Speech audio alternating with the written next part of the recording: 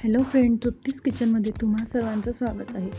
तुम्हाला सुद्धा अळूवडी तयार करायची आहे, परंतु सारण तयार करता येत नाही आणि पानं कशा प्रकारे घ्यावी जेणेकरून घशाला खास सुटणार नाही. वडी तर खायची आहे, परंतु तेलकटसुद्धा नको. तर ही रेसिपी नक्की बघा.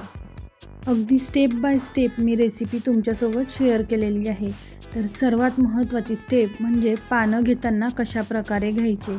तर अळूवडीसाठी पानं घेताना अगदी व्हिडिओमध्ये दाखवल्याप्रमाणे पानं घ्यायची, ज्याचे दंठन बघा नागवेलच्या पानांप्रमाणे शेवटपर्यंत आहे. यापूर्वीसुद्धा तृप्तीज किचन चॅनलवरून मी अळूवडीचा रेसिपी व्हिडिओ तुमच्यासोबत शेअर केलेला आहे आणि पानांचे प्रकार त्यामध्ये दाखवलेले आहेत. तर बघा, अशा प्रकारे छान असे गावरानी अळूवडीचे पानं आपल्याला वापरायचे आहे. सर्वप्रथम पानं स्वच्छ धुवून कोरडे करून घेतलेले आहे.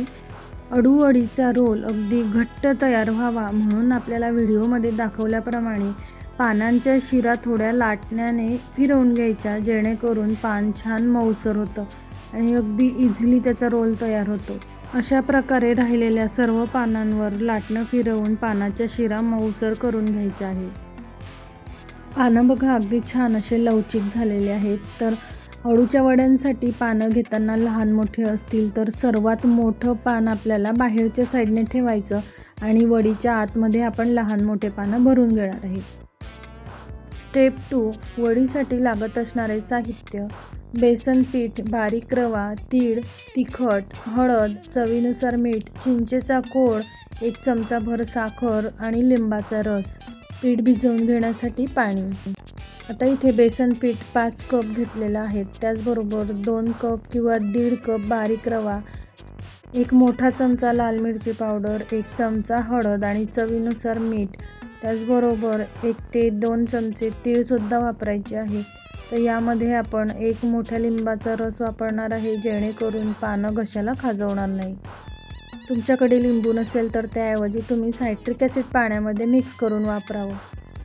त्याचबरोबर तृप्तीज किचन चॅनलवर असलेली चिंचेच्या चटणीची रेसिपी तुम्ही नक्की बघा. चटणी भरपूर पदार्थांसाठी उपयुक्त ठरते आणि खराब होत नाही. तयार केलेली चटणी अधिक काळ टिकण्यासाठी बॉटलमध्ये भरून फ्रीजमध्ये स्टोअर करा. 2 ते 3 चमचाभर तीळ वापरलेले आहेत.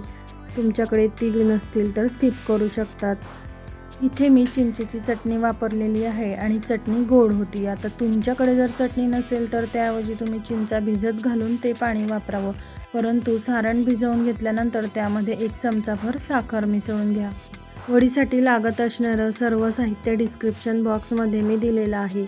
तर बघा, अशा प्रकारे गरजेनुसार पाण्याचा वापर करून आपल्याला थोडं घट्टसर सारण भिजवून घ्यायचं आहे. सारण तयार करताना अगदी घट्टही नको आणि पातळही नको, म्हणजे ज्या वेळेस आपण सारण पानाला लावून घेतो त्यावेळेस ते खाली पडत नाही आणि पानाला अगदी व्यवस्थित स्प्रेड होतं. तर व्हिडिओमध्ये तुम्ही बघू शकतात अशा प्रकारे वडीसाठीचं सारण आपण तयार करून घेतलेलं आहे. वड्या तयार करण्यासाठी एका चाळणीला तेल लावून घ्या. तुमच्याकडे स्टीमर असेल तर स्टीमरमध्ये वड्या तुम्ही तयार करू शकता. स्टेप 3 म्हणजे वडीचा रोल कशा प्रकारे तयार करावा. इथे आता वडीचा रोल तयार करण्यासाठी सर्वात मोठं पान बाहेरच्या साईडने ठेवायचं आहे आणि पानाला व्हिडिओमध्ये दाखवल्याप्रमाणे बेसन पीठ पूर्णपणे स्प्रेड करून घ्यायचं.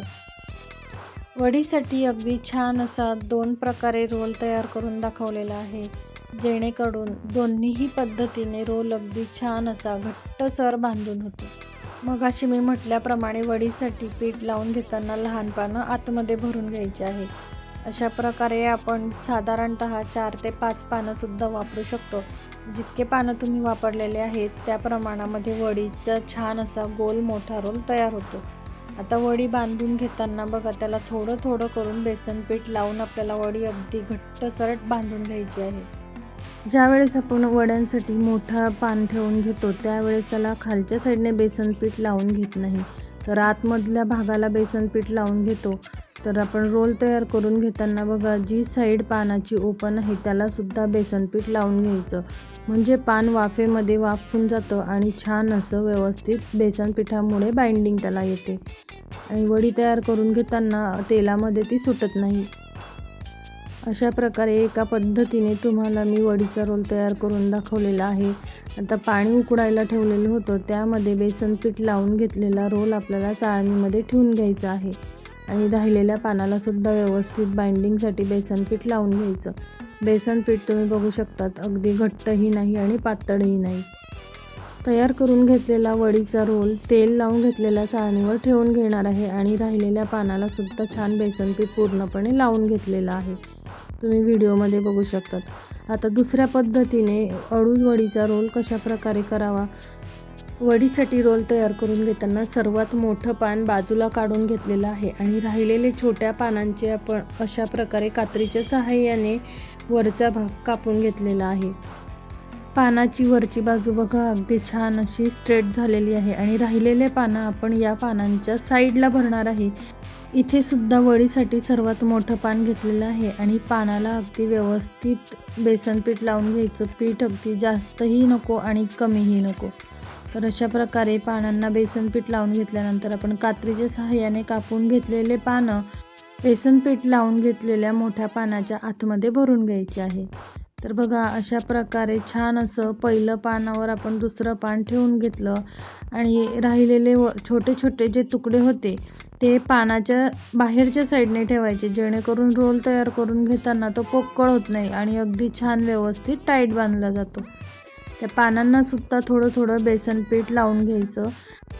सर्व पानांचे तुकडे आतमध्ये भरून घेतल्यानंतर एक मोठा अखंड पान याला सुद्धा बेसन पीठ लावून आतमध्ये भरून घ्यायचा आणि व्हिडिओमध्ये दाखवल्याप्रमाणे या पानाचा रोल करून घ्यायचा आहे. मोठ्या पानाच्या वरील साईड आतमध्ये आपण दुमडून घेतलेले आहे. त्या पानाचं बारीक टोक ज्या साईडने असतं त्या साईडने आपल्याला रोल बांधत घ्यायचा आहे. तर अशा प्रकारे छान असा एकसारखा घट्ट रोल तयार करून घेतलेला आहे. हा सुद्धा रोल तयार झालेला आहे. तर याला सुद्धा व्यवस्थित बेसन पीठ लावून आपण चाळणीवर स्टीम करायसाठी ठेवून घ्यायचं.